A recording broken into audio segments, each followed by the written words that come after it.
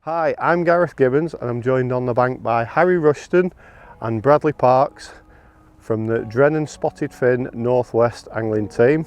We are here at the wonderful Cudmore Fisheries and we are going to talk you through the hints, tips and methods we use to win the 2019 Winter League.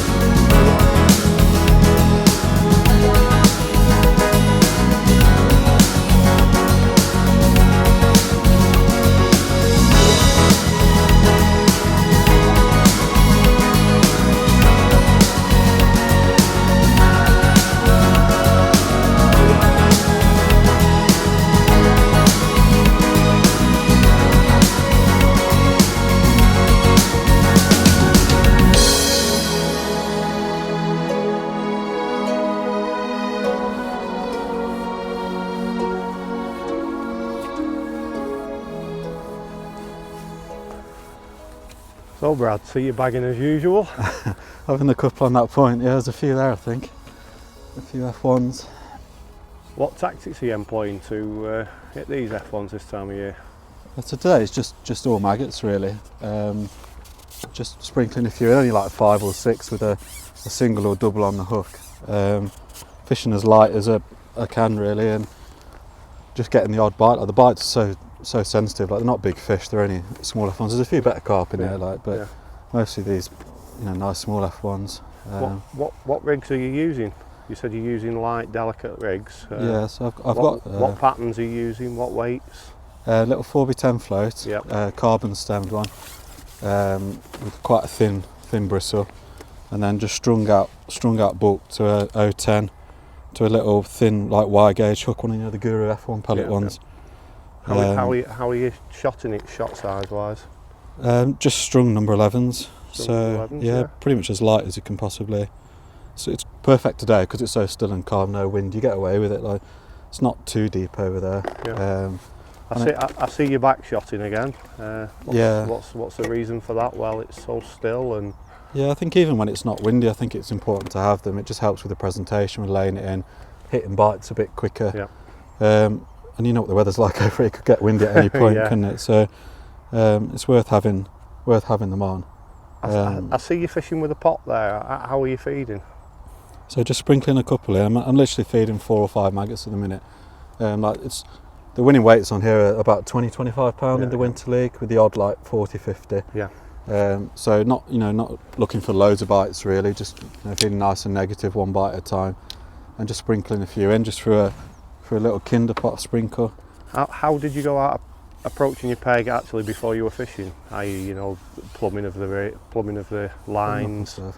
Yeah, I've tried to cover a few options. So I've got one about where I am now, so short maggot line. I think in winter it's quite nice to have somewhere where you can throw a bit of bait, not loads, but just keep a bit ticking in, and just that fall through the water I think encourages fish to feed, especially later on in the match.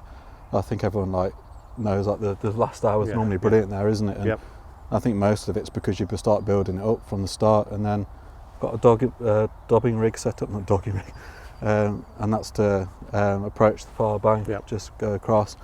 And then this one, which I've plumbed up for a few different spots actually. Luckily this peg plumbs up lovely, so I've got one across there, one off to those reeds as there, just again cover a few options. Do you do what a lot of top anglers do? Do you feel around for fish with the plummet? Yeah, I've had a little feel at the start, just pulled through slightly. I've hit a couple just in the middle, not actually where I'm fishing actually, but I found a couple. Like I've been on this peg in the past, and when I hit some I caught where they were, so it's worth having a little look. I think especially in winter when they tend to shoal up, like the difference between fishing there and there can be huge really. I noticed on the next to last round you actually framed in the match off this peg. Yeah, I drew this exact one, so fishing much like I am now really. I started off on the deck, fishing across. Like in that league, like I say, £20 was a brilliant weight.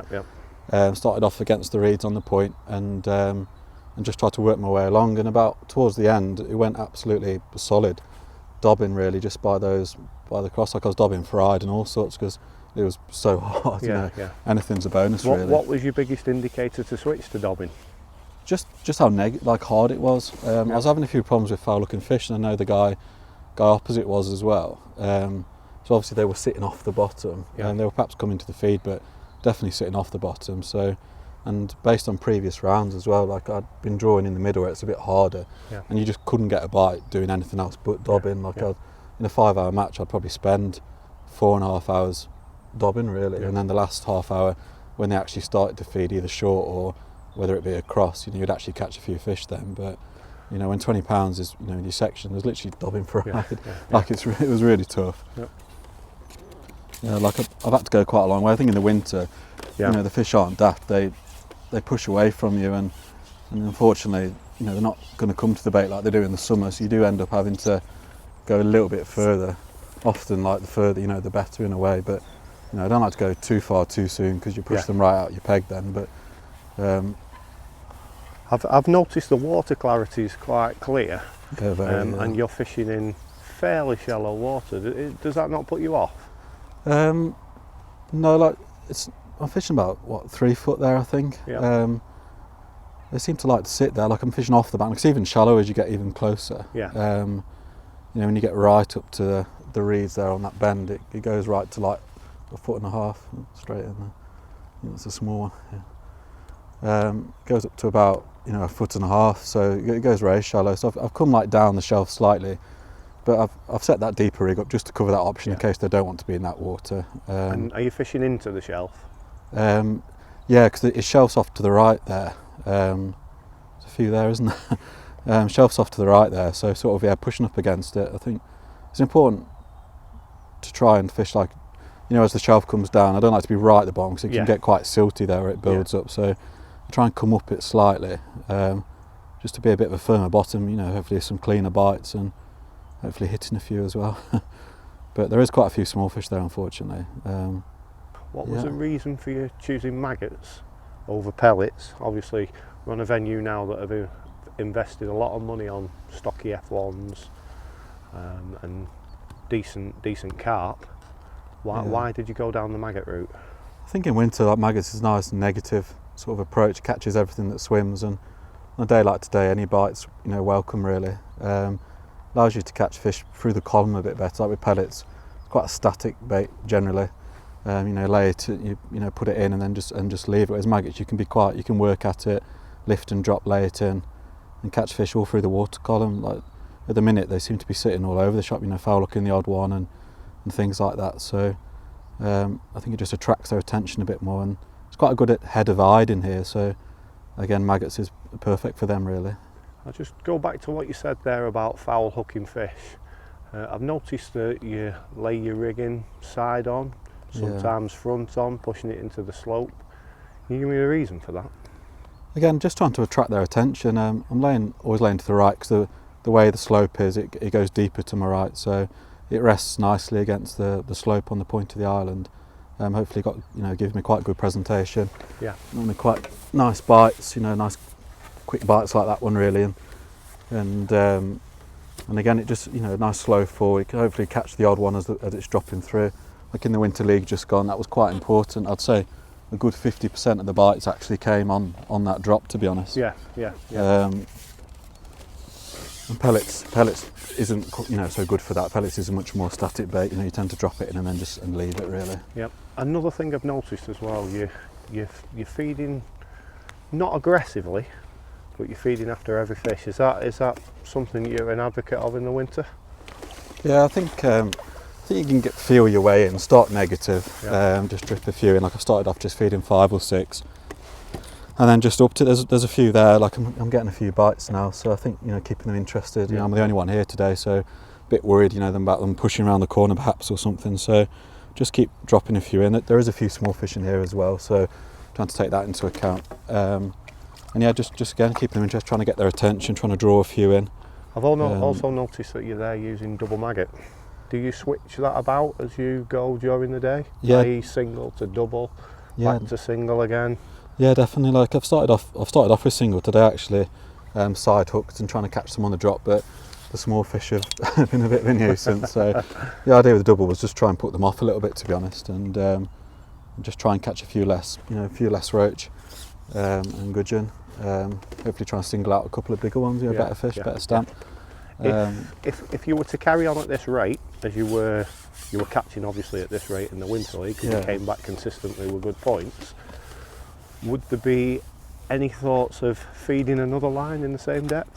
So you can switch the lines across to keep the fish coming? Yeah, definitely. I think in the winter, might be different today because we're here by ourselves, but in the matches they definitely move away from you, and I think it's important to keep following them out. So I might have like 5 fish on that bend, and then I'm going to have to put another section on, go right to the point, or maybe come this way, and just follow them really. You do have to chase them a bit. Like I've had a good plumb round before we started, and I've got this depth, in a few places, so I can, quickly swap. I think it's quite definitely move around with them. What would you say the biggest indicator was that you were effectively losing your fish? Just a change in the bites, slowing down. Maybe getting more of the smaller fish, being a bit more of a nuisance. Like at the minute, I'm getting quite about 50-50 with the small fish and F1s. But if that went to catching one fish every hour, and then loads of little fish in between, it definitely at that point would have been long overdue to move. Yeah. So it's just about trying to read your swim and read what's going on. So the moving then that we're discussing, would you plumb up and then begin to feed and fish that line? Yeah, I wouldn't prepare it too soon in advance. There's a few then. I wouldn't prepare it too far in advance. I think. What reason's that? I wouldn't want to. Just like when you're fishing one swim, I think in the summer you can prepare a new line, and depending where you're in the winter, you can more so short. But when you're long and chasing them along, I like to just feel my way, and I don't like to think that I've put bait somewhere and then perhaps I start catching a few again, and then you've then fed 2 lines and potentially split your fish. I like to just take your time with it really, and just catch one at a time this time of year. Yeah. You don't need to catch many in the matches here to frame to win. It's only a case of a few at a time. There's a prime example of the hide we were discussing. Lovely little hide.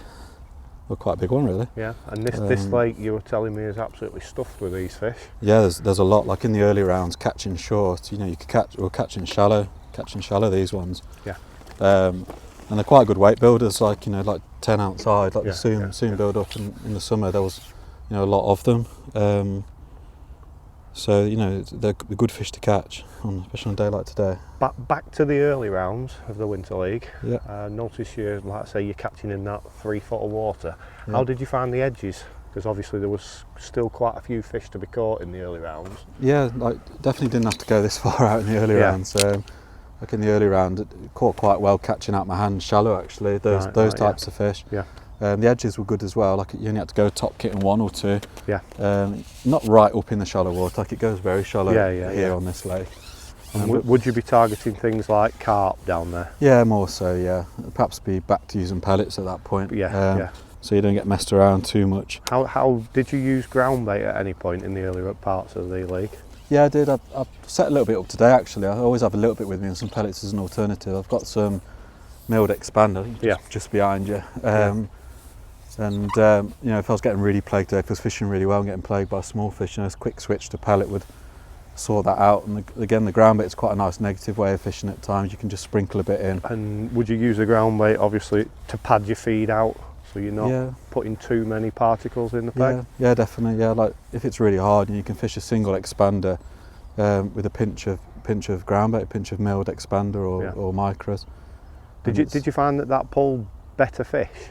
Yeah, it can do. It's just a nice negative way of fishing. It doesn't overfeed your peg. It definitely keeps them there for longer. Yeah. Keeps a few bites, and it can spark a bit of interest as well. Yeah. On days where it's not fishing very well, a bit of a cloud, a bit of flavour. If I remember rightly, you were on, I think it was 15 suis, and it was very difficult that day. And I think you scratched around for 20-30 pound. Yeah. And like you say, those days, things like that can be the slight edge.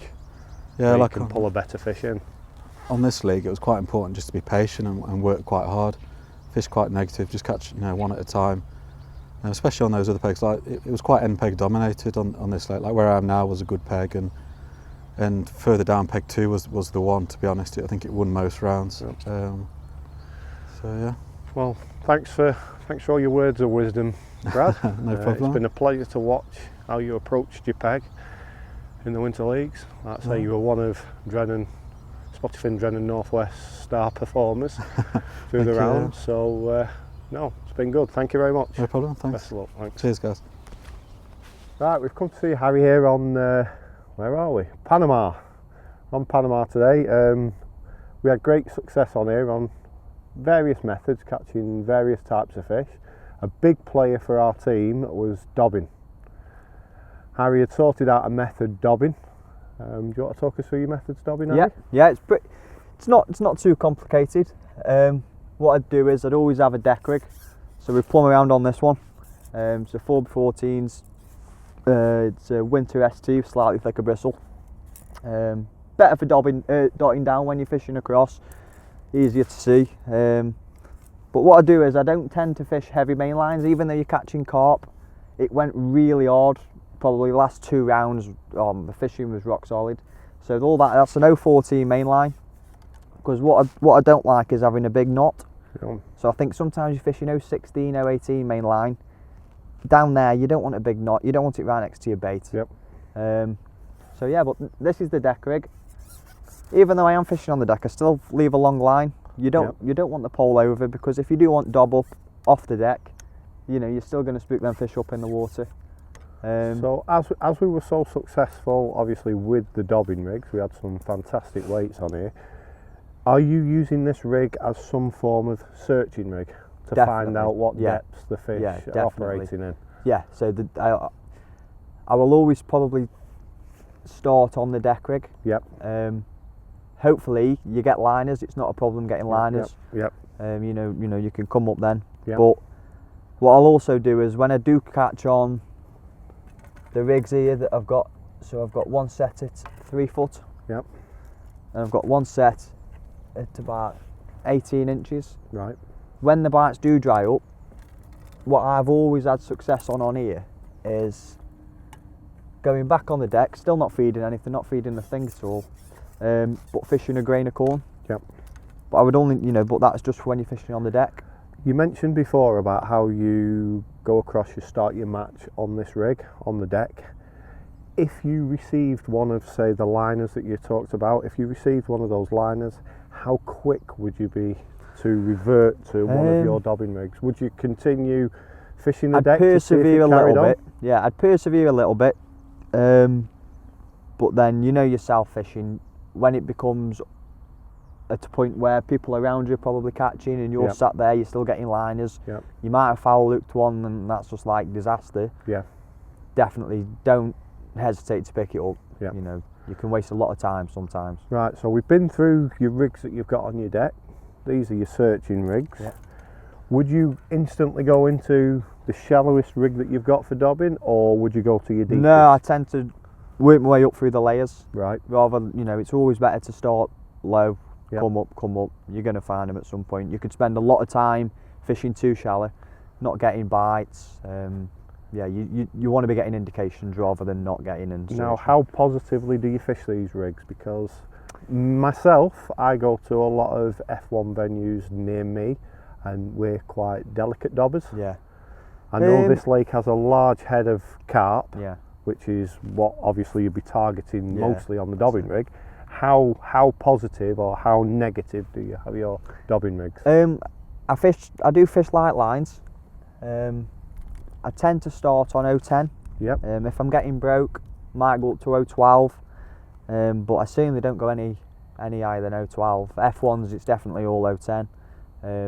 Like you say, it's carp on this lake. Yep. So probably say 80% of the time it will be 012. Yep. Hook wise, I tend to fish a 16s pallet. 16 pallet hook. They're a bit stronger than the maggot, but they're still not ultra thick like you're going to get with a wide gape hook. Yep. So you've still got that natural finesse for your maggots falling through the water, and them carp will intercept them. How about your shotting? Shotting is I have three number 9s directly under the float, because you want an instant sort of cock, and then as you can see, spread out, just even intervals, and then like I say, I still fish 6-inch hook lengths. Yep. I don't, especially in winter, I fish 6-inch hook lengths because I don't want any knots, like, you know, you're fishing 3-inch hook lengths, 4-inch hook lengths, but for me, I just haven't got the confidence with having knots in your line that close to your hook bait. So what I'll do is I'll fish a 6-inch hook length, and then I'll just pinch a little number 11 on the hook length, and then straight away that's going to give me the first indication when that Is bait there gets any touched. time during the match that you would change that shotting pattern?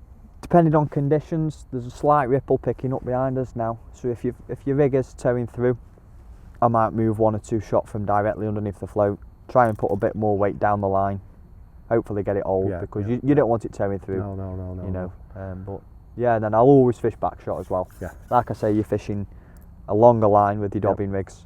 You don't want your pole directly over the top of the fish. Back shot is so important. I noticed that you use quite a short lash above your float compared to a lot of anglers who like to have that longer line to keep the pole away. Do you believe that makes a difference when you're dobbing? I think you can go too long as well, especially with dobbing. You're trying to get into features, like you can see behind me, there's trees, overhanging bushes. Obviously, too long, that limits to how you can get in. So I'm probably talking maybe 2 foot. Do you find that you hit more bites then? Yeah, definitely. With that, definitely. I mean, don't get me wrong. When the carp have it dobbing, you know, 90% of the time that float goes under, it stays under. But especially for the F1s, they can be finicky. They can suck it in, blow it back out, and you know, a shorter rather than a ridiculously long length is better. I see on your bait tray here that you've got bread, you've got maggots, you've got corn. Yeah.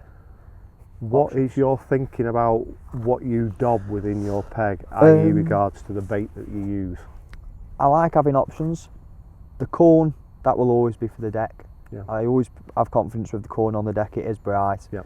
Them wise carp who are just swimming around picking odd bits up. So like I say, I'll just fish 1 grain. Bigger the grain, the better. So that's always for on the deck. Would you, just before you move on to the next bit, when you're fishing the corn, how would you feed the corn? I will always, it depends how hard it is at the time. Really hard, I prefer to just dob about with corn. Sometimes I don't feed it, I'll just put a grain in, and like I say, I'll fish it on the deck. Depending on the response from that, really. So technically what you're saying is then, with your deep water line that you've got here, you're effectively dobbing the deep water on the deck. Yeah, definitely. So dobbing isn't actually just restricted to being 2 foot deep, 3 foot deep. No, it's on the deck. You class dobbing as on the deck as well. That's it. Yeah. Do you find that picks you off a few bonus fish? Definitely. You definitely get some good fish searching the bottom. Yeah. They just sat there. It's, you know, today it's freezing cold. It's misty. The fish aren't moving. Yeah. They are just sat there. You know, they're in full hibernation mode. And in the winter, in the very colder months, me personally, I have a preference. I tend to catch better on bread. On this venue, obviously we had some very, very cold weekends while we were enjoying the league, and we caught very, very well. What was the go-to for that? For me, it's been maggots. Maggots was best on here. Like I say, it is genuinely only here that I will concentrate most of my dobbing with maggots. Yeah. It just seems to work. It seems to work well. But like I say, go to other venues, bread is number 1. But for some reason here, I do think it's because there's a lot of other silverfish in other venues, and you will not catch on maggots or carp, ever. Even if it's freezing cold, you know, and you're feeding maggots, you will only catch bits. Yeah. So yeah, definitely maggots here. Right. Here's one that we've had quite a bit of success on ourselves. We know this personally. With when we do the corn fishing and things like that, I personally buy into the sauces, the additives. For me it works. It's a confidence thing. Where do you stand on the sauces and everything? Would you use them in your fishing, even in the winter time? Well, I never used to. Let's just say I never used to. I'd read magazines, I'd read features, and for me it was all a gimmick. Yeah. Trying to sell a product, you know, this, that and the other. and I'm tight, so I won't waste my money. Yeah. But genuinely, if it makes a difference or not, we don't know. Yeah. But confidence is massive in fishing. Yeah. And yeah, definitely for the corn. Yep. Especially, I emphasise just fishing that one grain. Yep. You've got to do everything you can that's going to cause something to home in on it. Yep. So for me, yeah, the classic corn bait sauce, drizzle on that, and the smell of it is absolutely stunning. It's so sweet. Yeah, yeah. Do you think it makes the corn also stand out visibility? Definitely, yeah. definitely. It goes brighter. It's just everything that you need, and clear water. You know, you're not feeding anything. I think on its own, corn's okay if you're feeding. How about the dobbing of the maggot? Would you do any? A lot of anglers do things to the maggots. You see, I've seen see people dyeing them. Yeah. You see people flavouring I've seen them. bait dyes go on and Are you happy flavour. Are you happy to do that to your maggots, or is the maggot enough of an attraction? For me, with it being just the maggot, that's plenty because I'm fishing it up in the water dobbing. Yep. What I don't want is like today where there's a ripple and there's a slight breeze. It's fair enough putting dye on your maggots, and if you're dobbing, your maggot will go in there, but then where's that dye going to? Yeah. So that I don't want that in my mind. I don't want me thinking, yeah, I'm fishing on my marker, but then where's everything else going? Yeah. You know, and I need everything to be round my bait, and Yeah.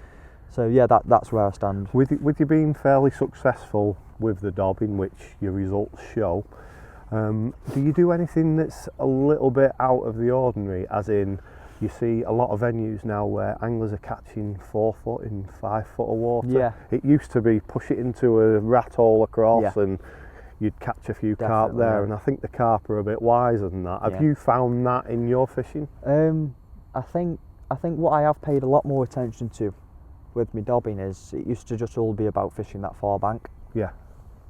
But there's a lot of features now on your insides. Yeah. You know, you'll even have stick ups down the edge. There's an overhanging tree there. There's trees behind me. Yeah. There's the aerator. Yeah. It's anything like that. Yeah. that Would you also class shelves under the water actually being important features? Oh yeah, they're important, definitely. Like I say, with fishing a dobbing rig up in the water, I don't think they're genuinely that important because you're fishing in 3 or 4 foot deep. Yeah. It could be 6 foot by the time you get to your shelf. So you're not actually anywhere near the shelf. Yeah. But like I say, with me corn rig on the deck, they're massive. You've got to know exactly how far away from the shelf you are, or are you a metre coming up the shelf? Yeah. And they do all fish, creases do. Yeah, definitely. Yeah. So yeah. Right, well, it's been good to talk to you, Harry. Great to get an insight into the dobbing. Yeah, it's all good. You have a fantastic league. The team's All done good. really well. So Fingers crossed for the spring league. exactly. Top Thank man. you very much, mate. Cheers, mate. Cheers.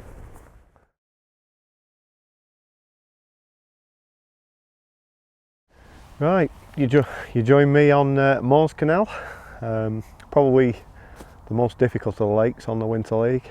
It started off well. It started off very carpy at the beginning of the league, and then as the cold kicked in, the weights got less and less and less and less.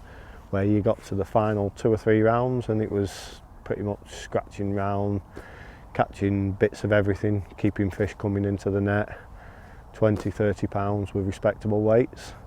So as a team, we looked at this, decided on a few little tweaks, a few little methods, and fortunately for us, those methods came good, and we kept good points coming in even through the colder months. So first one was the 3.5 foot maggot line. As you can see here, I've got one of the rigs that we were using. It's a 4x10s Warren Peaty pucker float, shotted with strung number 11 shot, well spaced out to a 6-inch hook length. Main line is 015 power line down to 09 bottom, which was also in the power line, and the hook is a size 20 SFLB from Preston's. On this line we'd be fishing single or double maggot, whichever was the quandary for the day, whichever went best. Feeding literally 6, 7, 8 maggots every time. You just gauge it for how quick you were getting bites to how much you would need to feed. So that's what I'll show you now. It was a simple case of your two maggots on the hook. Out we go. 7, 8 maggots in the pot. Didn't need to feed much. You got a reaction from anything you fed, but you had to bear in mind that you were potentially fishing for 20-30 pound. So you didn't want to overgun it, you just wanted to go in and see effectively how the land lied. So we'll go out now and hopefully try and replicate how this went.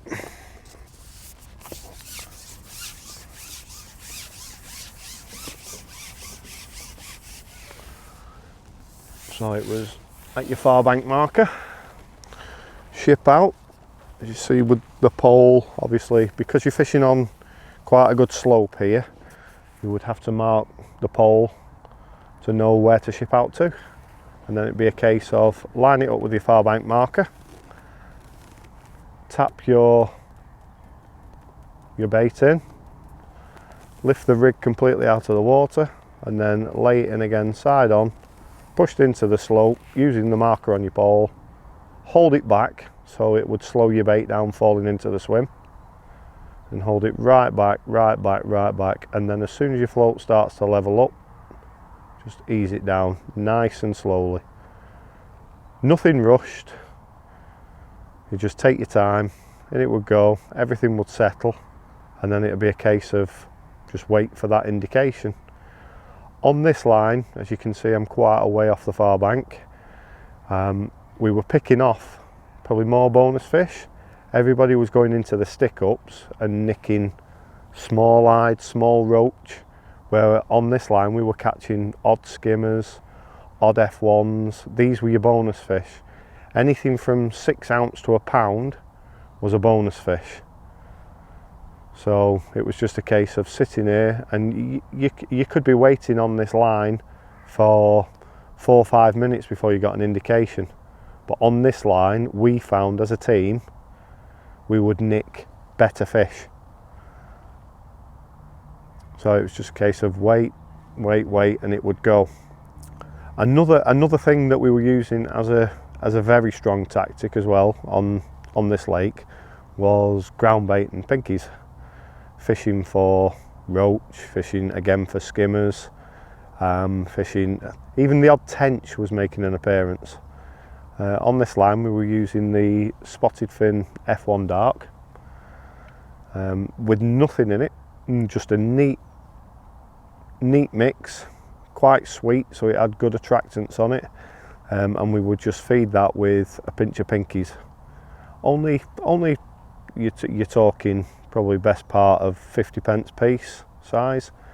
It wasn't over the top, and because it's quite a new venue, well, quite a new dug lake, the fish would give themselves away when you fed this line. It wouldn't be a line that you could sit and fish all day, but what it would do, it would be a line where you would nick, again, steady little runs of fish. You could put 2 or 3 pound together on this line in short period of time, being 25-30 minutes. And we found that a little bit of an edge. As I say, at the beginning of the league it was very carp dominated, so you could fish 4mm pellets, you could fish micros and expanders, whichever you felt comfortable with.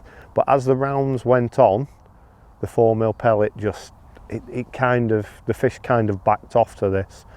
So another little thing we were doing is we were dropping back down into the, say, 3 foot, 3'2" line, and we were there feeding micros and fishing expanders.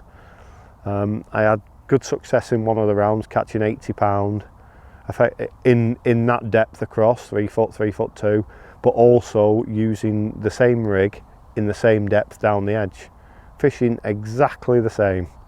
You would get runs of 10, 15 F1s before they backed off, and then it was a case of feed, rest it, and then just keep going over these 2 lines, rotating the 2. That was in the very early rounds. Once we got to the important rounds, the last 2-3 rounds, when the fishing was very, very tough, the water become very clear, it was a case of just, as I said previously, pinching fish from from areas around your swim. So as an example today, I have a 14 metre line way out of the way to a marker, effectively towards the bowl. That line would be where I would feed my ground bait and pinkies. Again, kicked off with a 50p piece size ball of ground bait with half a dozen pinkies rolled into it. You don't need to go mad in your feed, what you put in there. It's just a case of give them a little bit of something to hold them there. I'm not necessarily wanting them to stop there and feed. I just want them to bring some fish into the area, because I think maggots or pinkies, feeding those is enough to keep the fish in the area and to keep them feeding. Again, same depth to me right, long 14.5 metres. We would just be feeding neat maggots. Just got one there. We would be feeding neat maggots. That would be a case of going long, feeding probably 15 minutes before we went on the line, and then top it up 2 or 3 times and then fish. We would feed the track exactly the same as we're feeding this 3.5 foot line. It would be a case of tapping in eight maggots over the top, and then just you would get an odd better fish. As you can see with this fish that I'm playing now, we're on that 3 foot line, which is a good metre off the bank, and we've hooked what is a better stamp fish for the lake. There are, within the stick-ups, there are a lot of like roach and gudgeon and pretty much what we were classing as nuisance fish. And yes, you would get bites all day off those nuisance fish, but you wouldn't catch 20 pounds. Where if you drop down the slope into this 3.5 foot line, these fish here were your quarry. And if you could put 15, 16 of these together and top them up with your silvers, you're going to be well on for 25 pounds. And as you can see, the fish are feeding. It's top lip, they want it. But we had that line pretty much to ourselves, because the locals that were fishing here and some of the other teams that we were against were all fishing tight up to the features in 2.5 foot. And these fish are on that next shelf. That next shelf is where everything is grouping up this time of year. It's very cold. The water temperature at the very end of the league was 3.1 degrees. So fish didn't want to be in that 2.5 foot. You could see the end of your keep net, as we can today. The conditions are very similar. Drop down that slope and instantly the fish that you were hooking were much better. Hopefully that has given you a bit of an insight of how we went about things as a team, how working as a team has helped us come to these conclusions. This league is a difficult venue at the moment. It's not a venue that is absolutely stuffed with fish. It's a thinking venue, and if you want to get the most out of the venue, working as a team as we did was what brought us success.